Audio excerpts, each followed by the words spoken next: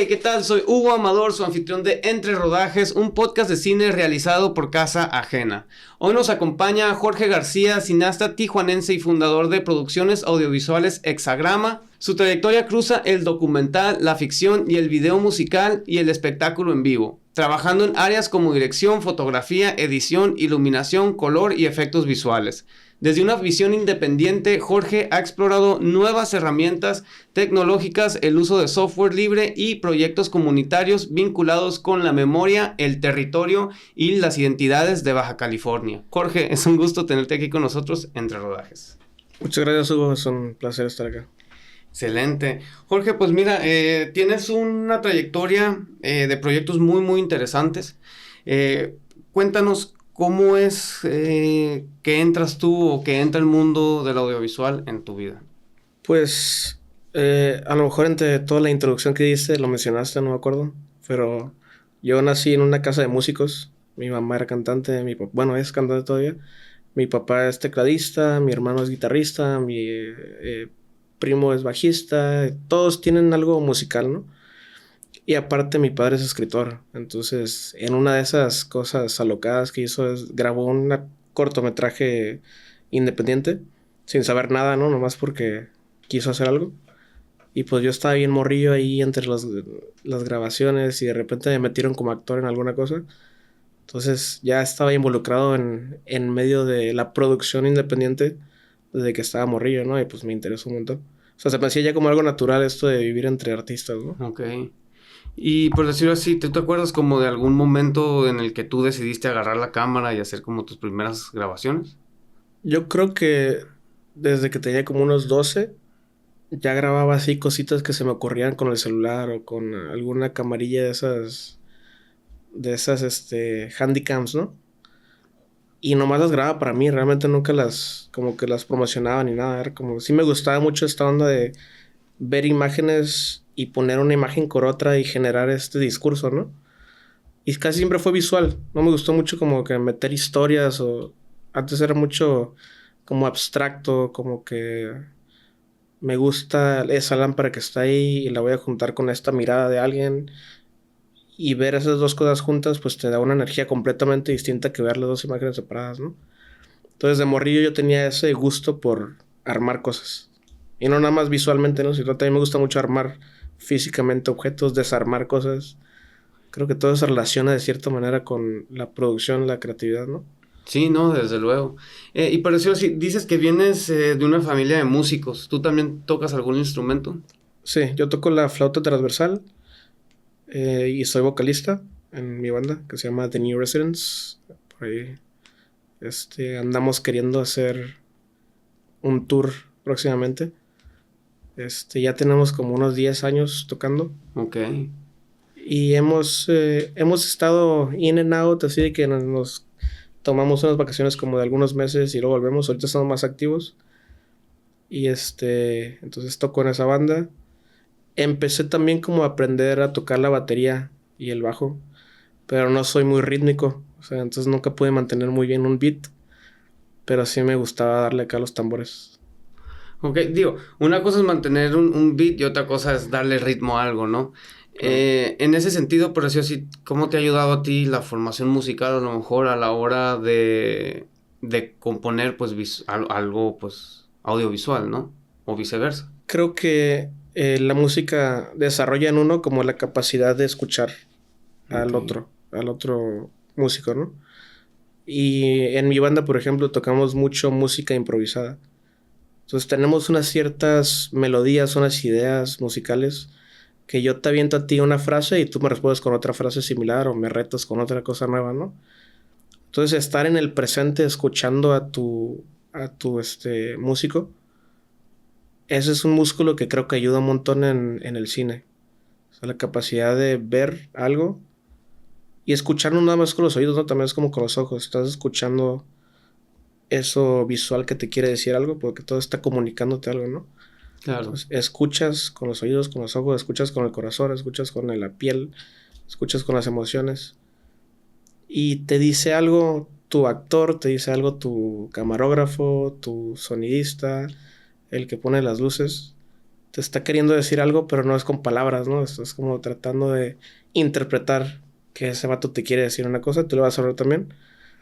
Y no sé si te ha tocado trabajar con directores que no saben escuchar. Sí, sí, sí. No Bastante. quiero decir nombres, pero sí. Pocas Ajá. veces, pero sí, fíjate. Sí, y pues creo a todos nos pasa, ¿no? Cuando tenemos una idea y queremos que sea exactamente así, se nos apaga esa capacidad de escuchar. Entonces creo que la dirección en particular tiene mucho de esto de quiero que sea esto, ¿no? Pero a lo mejor el día me da algo diferente y tengo que escuchar qué es lo que el día de producción me está dando para poder tomar la decisión de, ¿sabes qué? Esta toma ya no la vamos a grabar como la tenía en mente, sino que como me está dando la situación, vamos a modificar esto de aquí y eso va a impactar en toda la película, ¿no?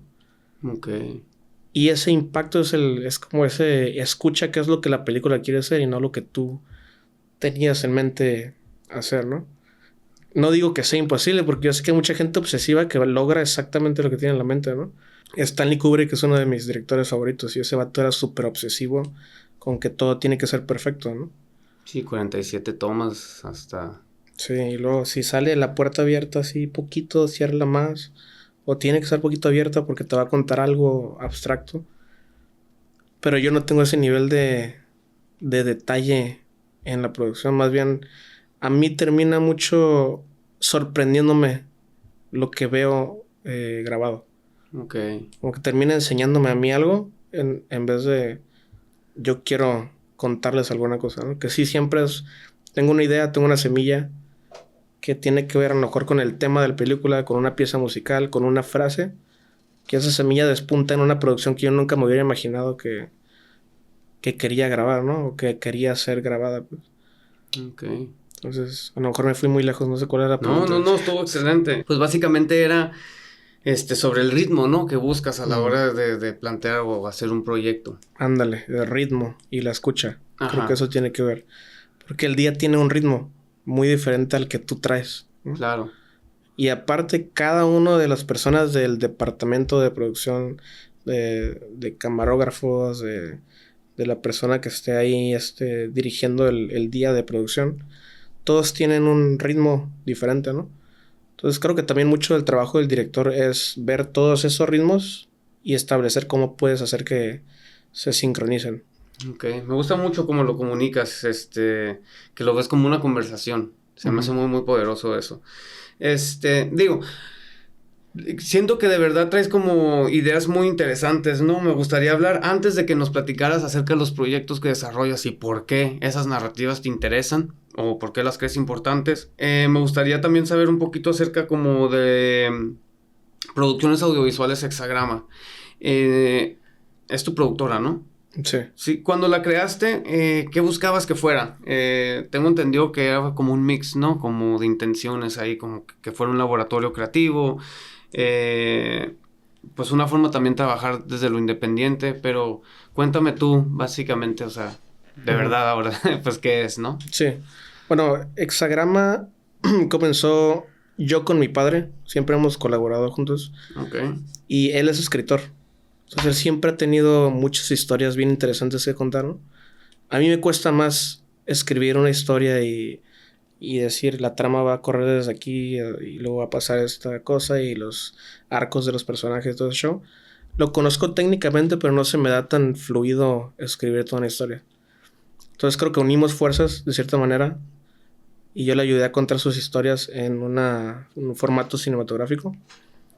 Y a mí siempre me ha interesado contar historias de todo tipo, o sea, no me cierro a hacer nada más eh, películas de fantasía o de crimen o de, no sé, no me cierro en un género, ¿no? Me gusta explorar a todos. Pero creo que cada uno tiene su manera, o más bien uno tiene la manera de contar todo tipo de historias desde una perspectiva interesante, ¿no?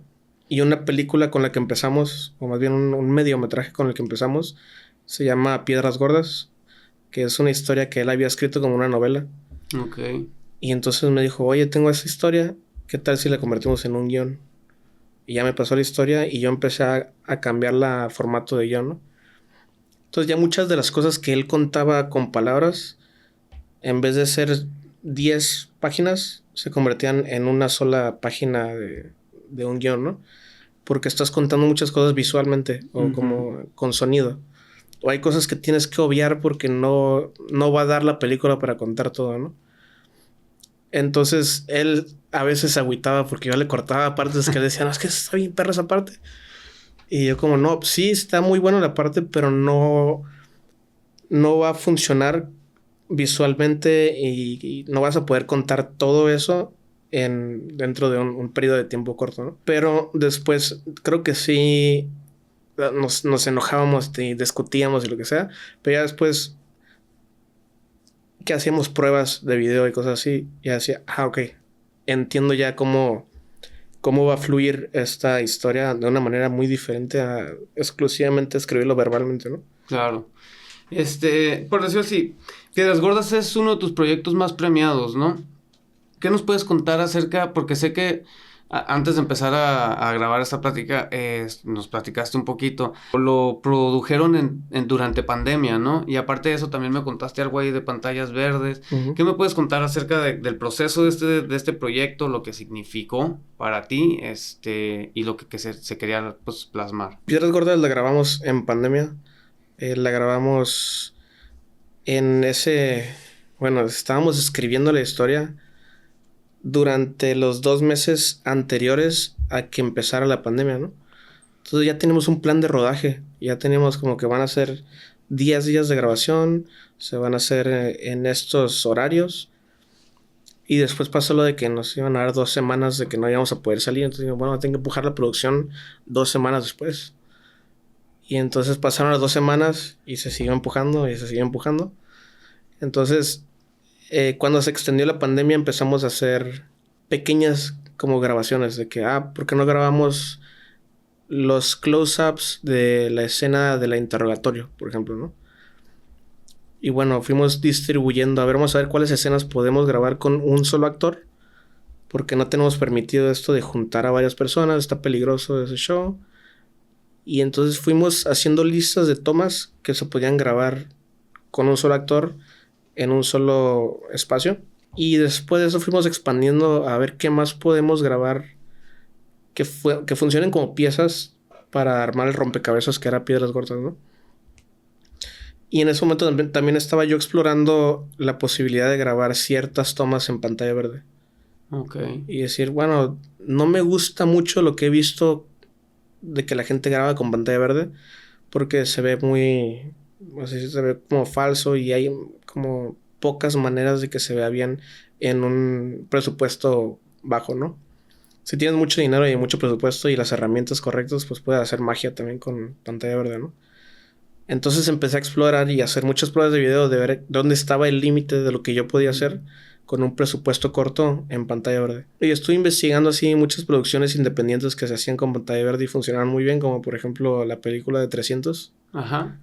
Esa fue hecha con un presupuesto súper bajo y terminó con una pieza artística, así que a mí me encanta toda esa película, ¿no? Y ya después que me di cuenta, no tenían nada de presupuesto, no tenían... hicieron periodos de grabación demasiado largos, así más de lo usual, y funcionó muy bien en ciertas tomas, ¿no? Entonces dije, ¿por qué yo no podría hacer algo similar con menos tomas, ¿no? O sea, como en ciertos momentos nada más de la película.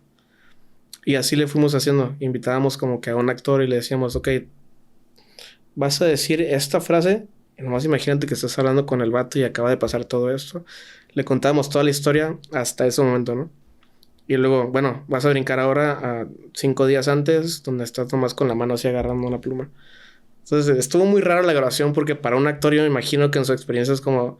O sea, no se relaciona nada una toma con la que sigue, ¿no? Y creo que no sé cómo confiaron en que iba a salir bien la cosa. Pero ya después sí me di cuenta que algunos de ellos se quedaban como que... ¿Qué estamos haciendo? ¿Qué rayos estamos haciendo, no? Hasta que ya vieron la pieza y pues sí, se salió muy bien.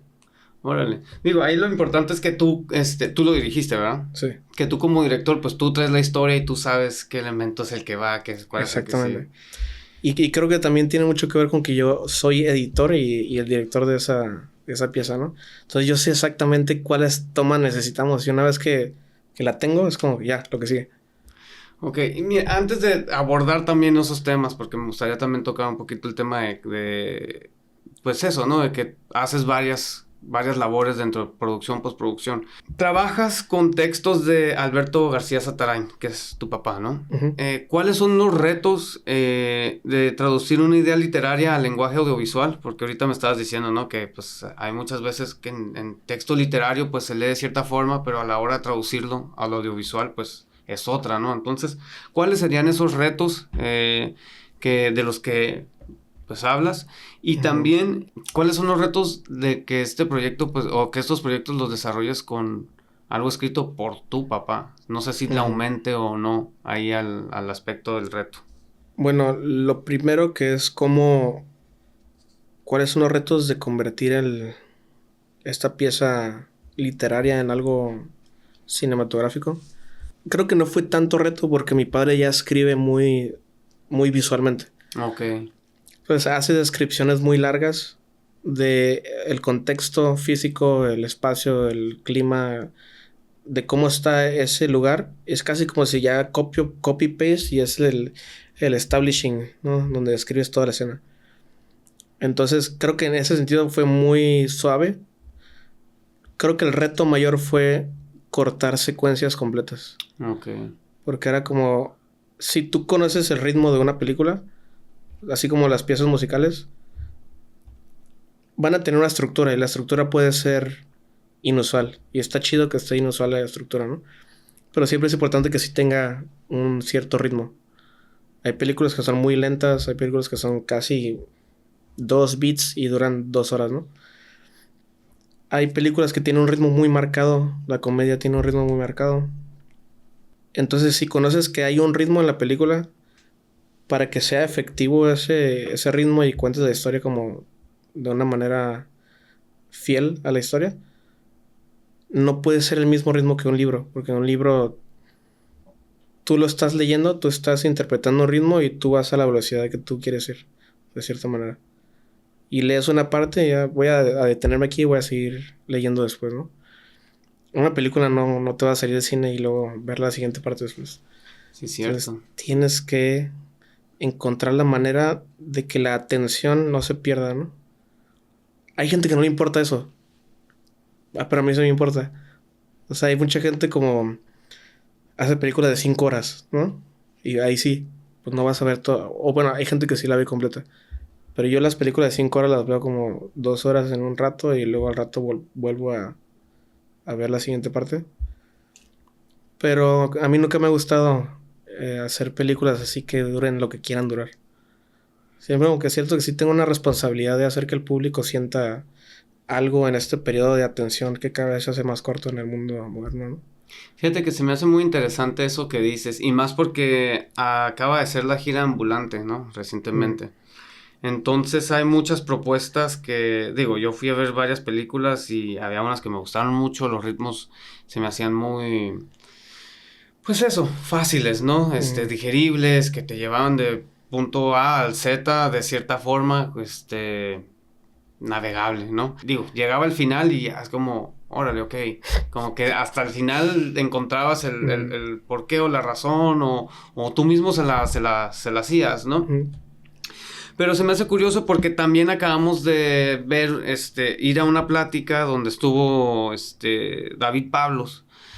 Y él comentaba algo acerca de eso, ¿no? Como que hay cierta, o que él lo veía de esa manera, ¿no? Que hay como cierta responsabilidad con las audiencias, ¿no? De que pues tú no los puedes tener ahí nomás porque tú quisiste hacer una película de 20 horas y vela. Entonces, ¿tú cómo encuentras ese equilibrio entre la responsabilidad que comentas que con la audiencia, el desarrollo de tu historia y también a lo mejor con el respeto también a contar, ¿no? Lo que está escribiendo, pues en este caso tu papá. Sí, creo que ese es el balance principal. Es cómo mantienes leal a la historia original, escrita por en ese caso, Alberto. Y cómo después lo adaptas a una película que es digerible, porque aparte esta película es de género. Entonces, una película de crimen es como tipo noir, Ujú. Entonces ya tiene un esquema. O sea, hay una manera de contar esas películas, ¿no? Claro. Y uno cuando hace una película de género, pues sigue ciertos lineamientos de las películas y tengo que mostrar al principio el crimen en una parte corta y luego vamos a regresar al flashback y va a pasar esta cosa, ¿no? Entonces hay ciertas herramientas y estructuras que ya funcionan en este género y las puedo utilizar yo para contar una historia. Y no es que estás haciendo cliché, sino que estás usando las herramientas del género, ¿no? Y una cosa que hicimos en esta película es resignificar muchas de esas cosas.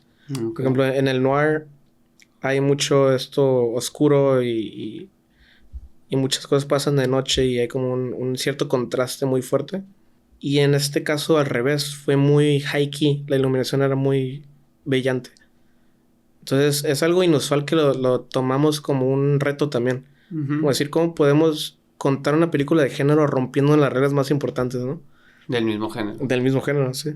Y esa es una parte, es como, sí me estoy retando conscientemente de que voy a hacer algo diferente porque quiero ver qué pasa, ¿no? O cómo el público recibe ese estímulo. Y creo que esos son unos regalos para el público. Es como, el público está esperando una cosa y tú no le vas a dar esa cosa porque es aburrido, ¿no? Ya sabes que va a pasar eso. Le das algo diferente y ya lo sorprendes. Entonces eso también es como un pequeño regalo para el público. No tienes que darle regalos al público. O sea, puedes también hacerlo sufrir en momentos, ¿no? Y puedes aprovecharte de su atención, como dices. Pero todo depende de cuál es tu objetivo al hacer esa película, ¿no?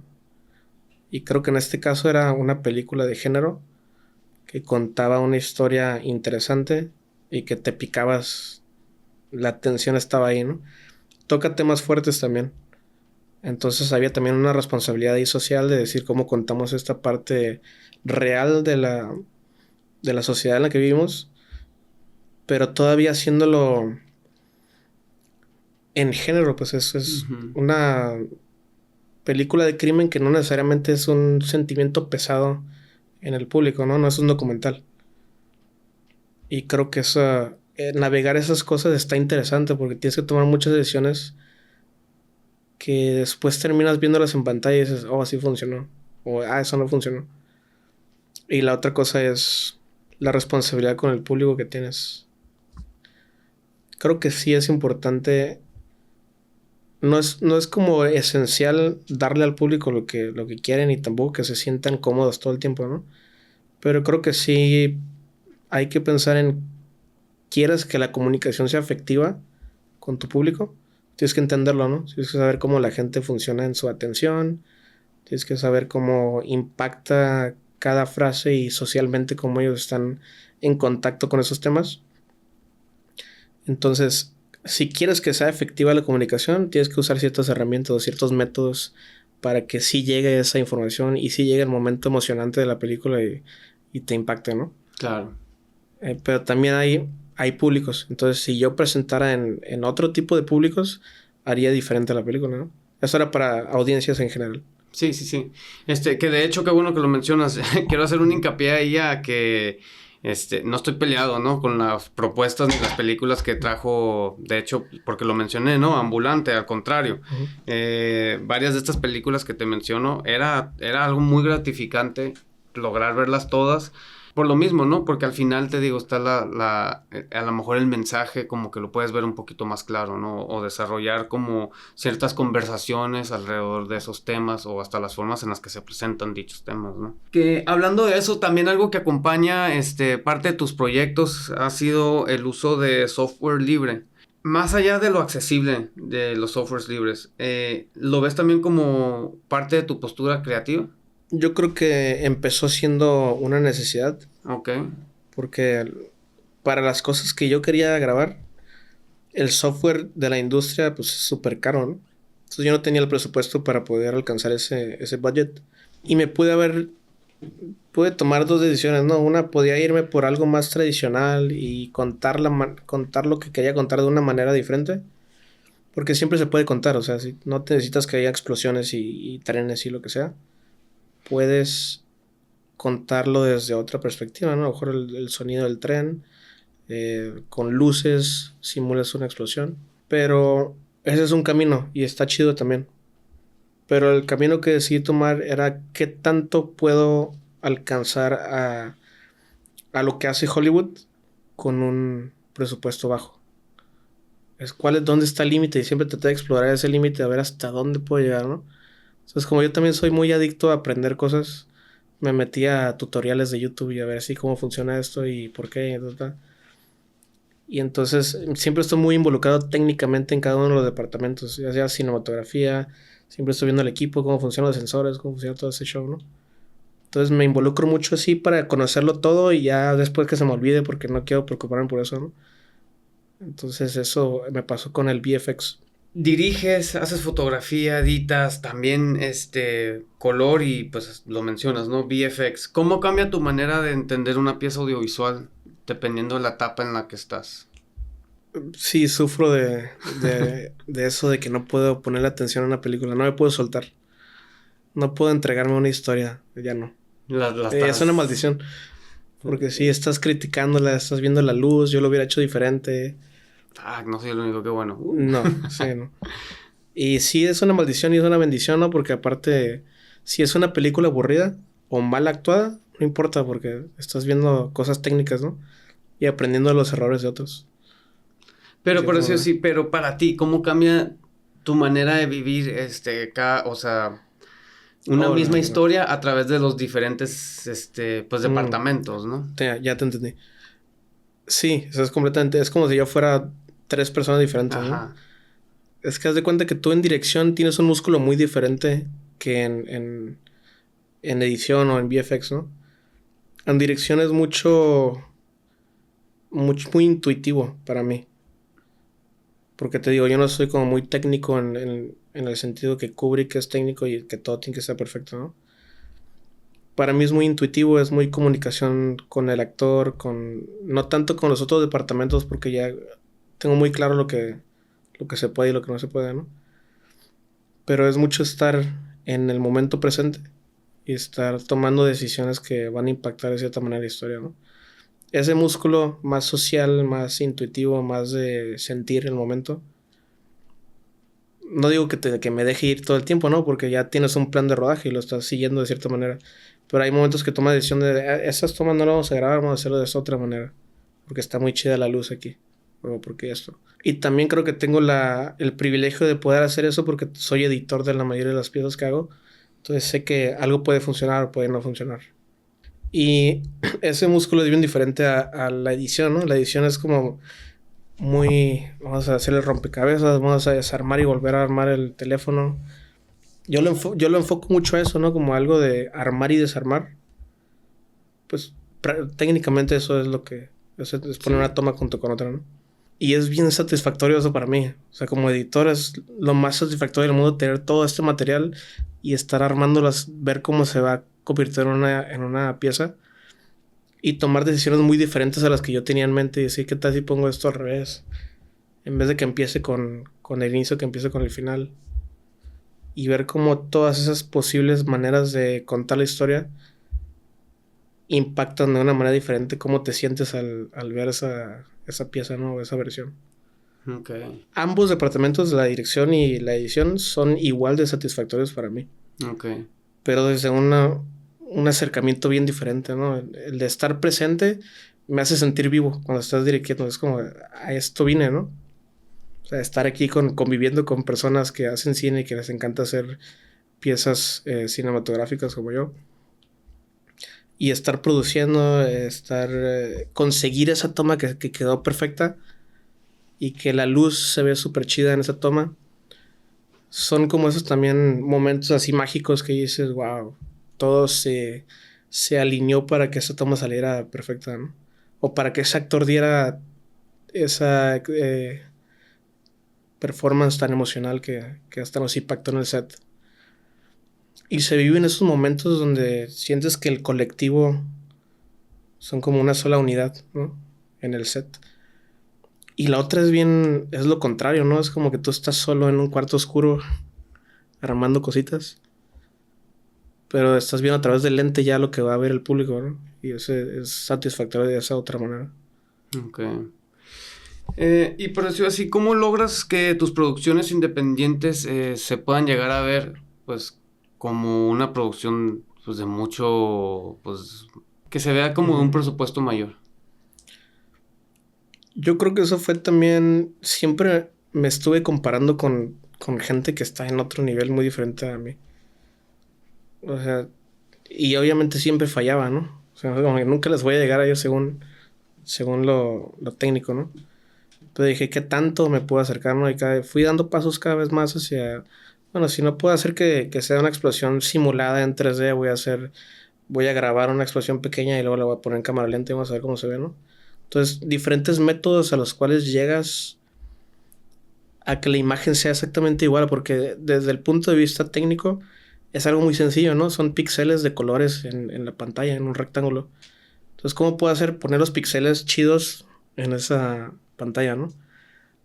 Y si lo ves desde ese punto de vista, está bien sencillo porque tienes 20, 50 diferentes métodos que puedes utilizar para una misma toma.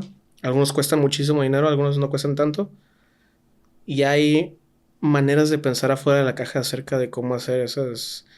la magia del cine, ¿no? Claro. Los efectos visuales y todo ese show. Ok. En proyectos comunitarios e indígenas, ¿qué cambia cuando una historia nace desde la escucha, la convivencia y el tiempo compartido? Yo creo que un documental, no solo los que involucran a los comunidades que hicimos, sino en cualquier documental que toca ese tema social,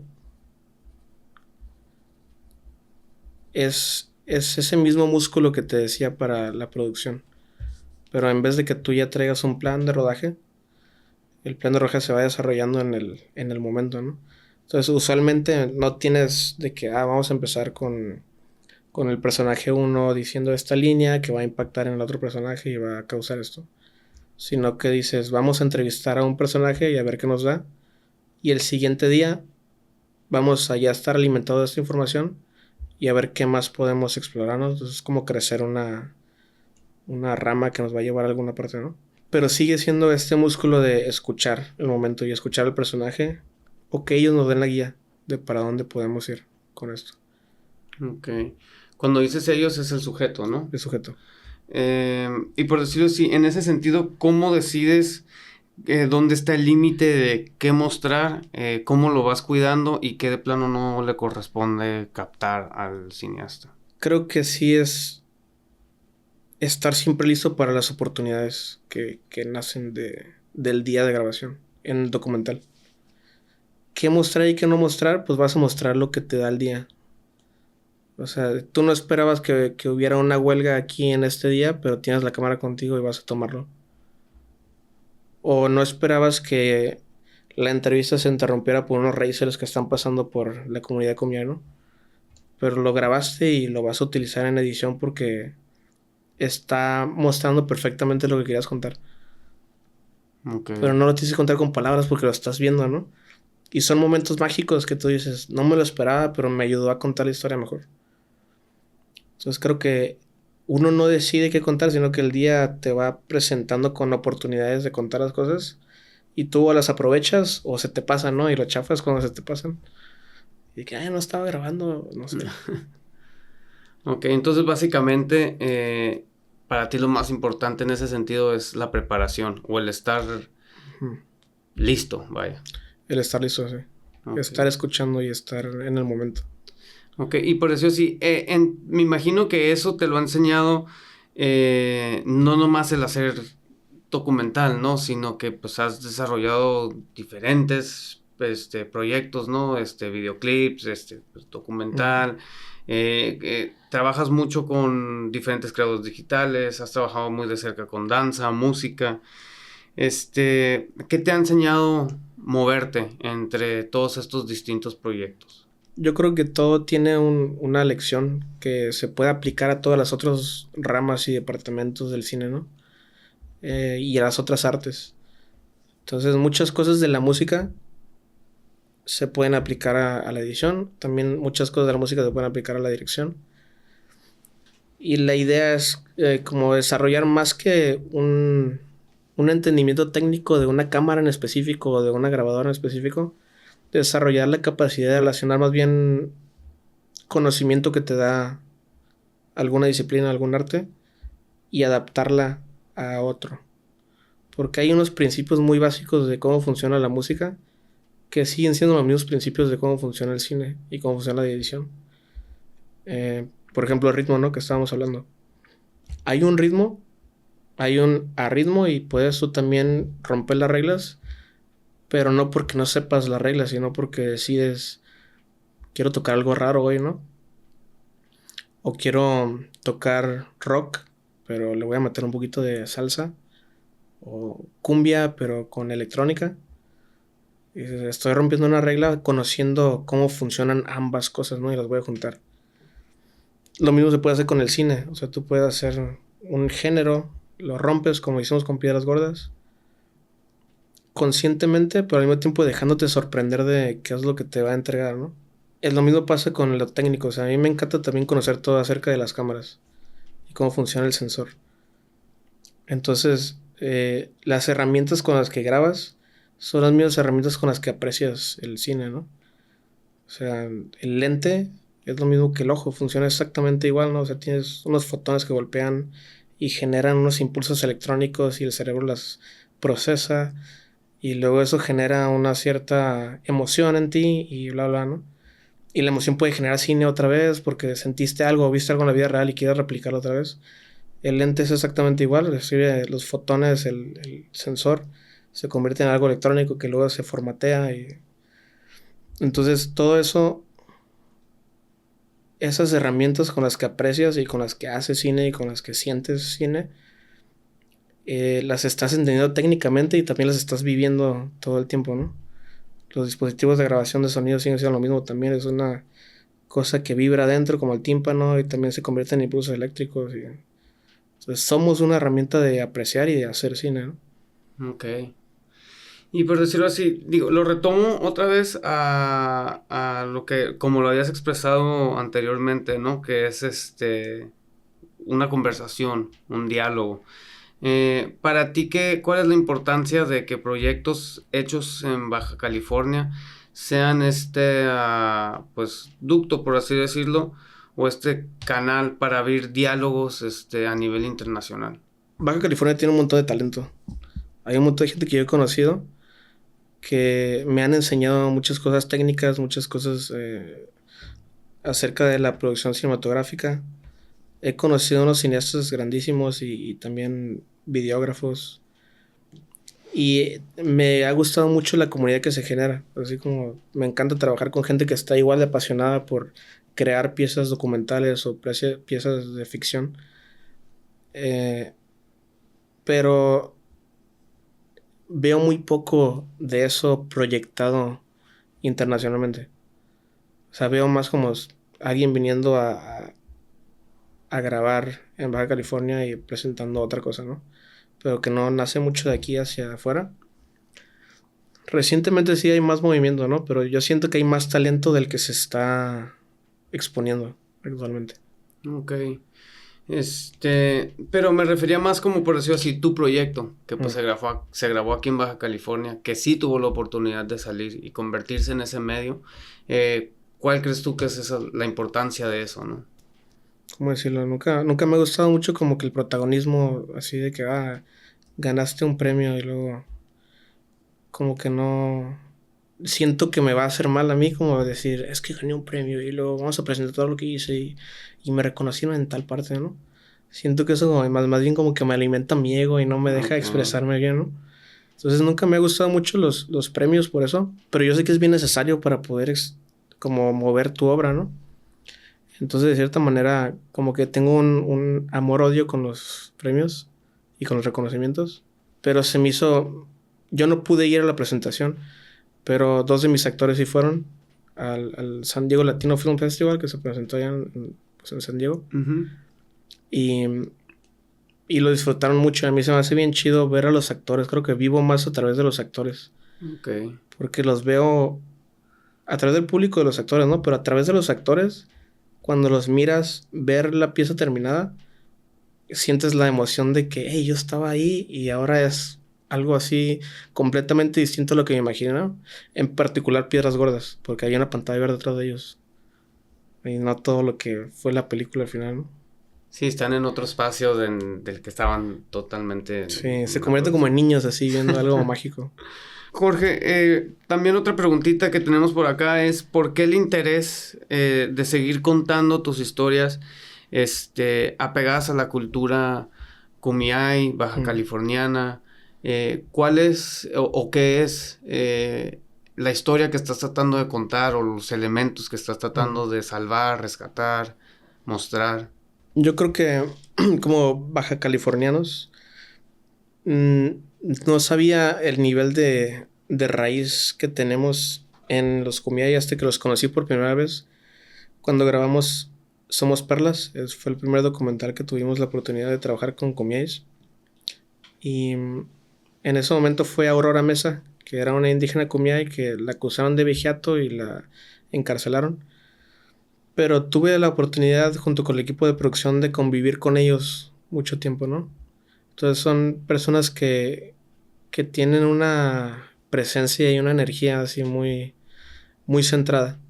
A diferencia de muchos de nosotros que, bueno, yo en particular, ¿no? Que vivo como en una sociedad así un poquito más rápida y no tan ranchera como un contacto con la naturaleza así tan chido como los Kumeyaay, ¿no? Y comunidades como La Huerta, Juntas de Nejí, por ahí fuimos a visitar a varios grupos de Kumeyaay y tienen como esta dinámica que me di cuenta en el segundo documental que hicimos. Tienen una dinámica como si fueran... Haz de cuenta que pudiéramos hacer un reality show con ellos. Porque tienen una dinámica así de que se alburean entre ellos. Y tan familiar así entre todos, porque son primos todos. Y luego tienen estas fiestas así en La Huerta. Que, no sé, como que te sientes en familia. Te hacen sentir así súper bienvenido y hay carrilla y todo ese show, ¿no? Pero dije, podríamos hacer un reality show con esas personas si jalaran, ¿no? No sé. Pero también como hay mucho gente que se aprovecha de las culturas, entonces ya están un poquito celosos, no celosos, sino como un poquito cerrados a exponer tan mucho de su cultura. Okay. Porque también los han tratado muy mal, o sea, les han robado tierras. Como explotación, se podría decir. Explotación, sí. Entonces, entiendo que te sientes un poquito como cerrado a no querer abrir toda la cultura porque también mucha gente se aprovecha, genera discursos falsos y luego está el problema de tomar las tierras para hacer cosas comerciales. Pero te digo, una vez que ya puedes convivir con ellos, tienen una energía muy, muy interesante. Okay. Después de tantos caminos creativos, ¿no? Que has tomado dentro como de diferentes departamentos dentro de la producción audiovisual, contando este tipo de historias, ¿no? O considerando la importancia detrás de este tipo de historias, experimentando. ¿Qué hay en el futuro para ti? ¿Qué tipo de proyectos te interesaría seguir desarrollando?